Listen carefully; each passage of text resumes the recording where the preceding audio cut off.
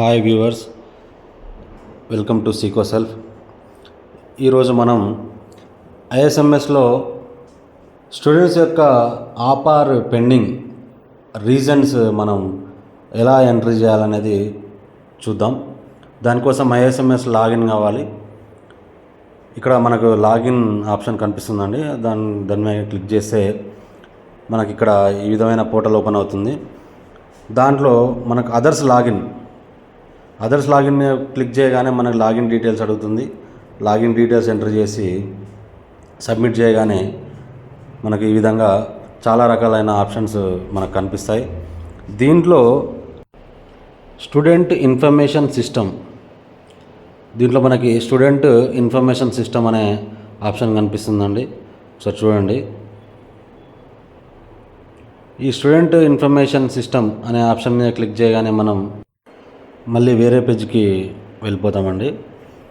ఒకసారి దాని మీద క్లిక్ చేద్దాం. ఒకసారి క్లిక్ హియర్ అని ఉంది కదా, ఆ క్లిక్ హియర్ అనే దగ్గర క్లిక్ చేయాలి.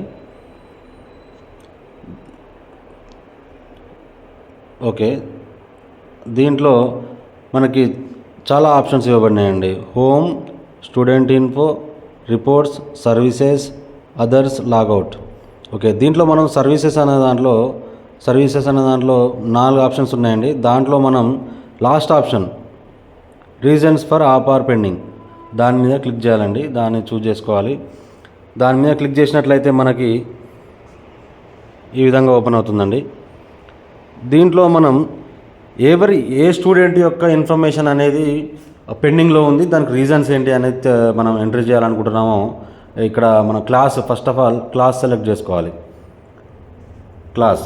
దీంట్లో క్లాస్ సెలెక్ట్ చేసుకున్న తర్వాత మనం క్లాస్ సెలెక్ట్ చేసుకున్నట్టే మన సెక్షన్ కూడా సెలెక్ట్ చేసుకోవాలండి. సెక్షన్ సెలెక్ట్ చేసుకున్న తర్వాత సబ్మిట్ చేస్తే మనకు ఈ విధంగా ఓపెన్ అవుతుందండి. ఇక్కడ చూడండి, 2 స్టూడెంట్స్ ఉన్నారు. 2 స్టూడెంట్స్ యొక్క students ID, student pen ID, name, father name ఇవన్నీ చూపిస్తుందండి. తర్వాత చూసుకుంటే ఇక్కడ issues in Aadhaar with respect to school records. ఇక్కడ ఈ విధంగా మనకు నేము, డేట్ ఆఫ్ బర్త్, జెండర్ అంటే మన స్కూల్ రికార్డ్స్తో పోల్చుకుంటే ఆధార్తో మన స్కూల్ రికార్డ్స్ పోల్చుకుంటే దేంట్లో మిస్టేక్స్ ఉన్నాయి, మన నేమ్ ఉందా, డేట్ ఆఫ్ బర్త్ ఉందా, జెండర్ ఉందా, ఈ విధంగా ఈ 3 ఆప్షన్లో ఏది మిస్టేక్ ఉంది. ఇంకోటి పేరెంట్ కన్సెంట్ ఫర్ ఆపార్. మనం ఆపార్ తీసుకునేటప్పుడు పేరెంట్ యొక్క కన్సెంట్ తీసుకున్నామా లేదా, ఈ విధంగా ఈ 4 ఆప్షన్స్లో ఏది మిస్టేక్ ఉందో మనం చూజ్ చేసుకోవాల్సి ఉంటుందండి. మనం ఓకే, ఇప్పుడు ఈ విధంగా టిక్ చేసుకున్న తర్వాత చూస్తే కనుక మనకి నేమ్లో మిస్టేక్ ఉందా, ఎస్ ఆర్ నో. ఎస్ అయితే ఎస్, లేకపోతే నో అయితే నో. డేట్ ఆఫ్ బర్త్లో ఉందా మిస్టేక్, ఎస్ అయితే ఎస్, లేకపోతే నో. ఈ విధంగా ఎంటర్ చేసుకొని అన్నీ సెలెక్ట్ చేసుకున్న తర్వాత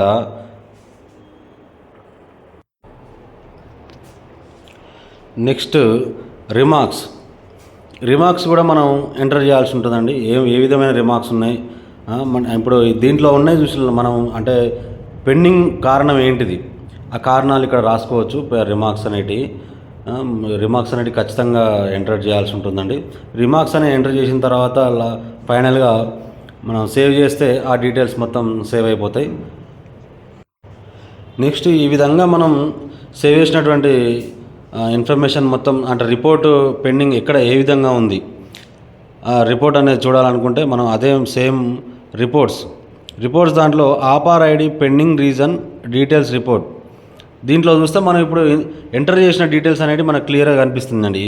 ఏ రీజన్ మనం ఎంటర్ చేసాం. ఇక్కడ నేను వీడియో చేయడం కోసమే చేశాను కాబట్టి ఇక్కడ నేను ఏం డీటెయిల్స్ ఏమి ఎంటర్ చేయలేదండి.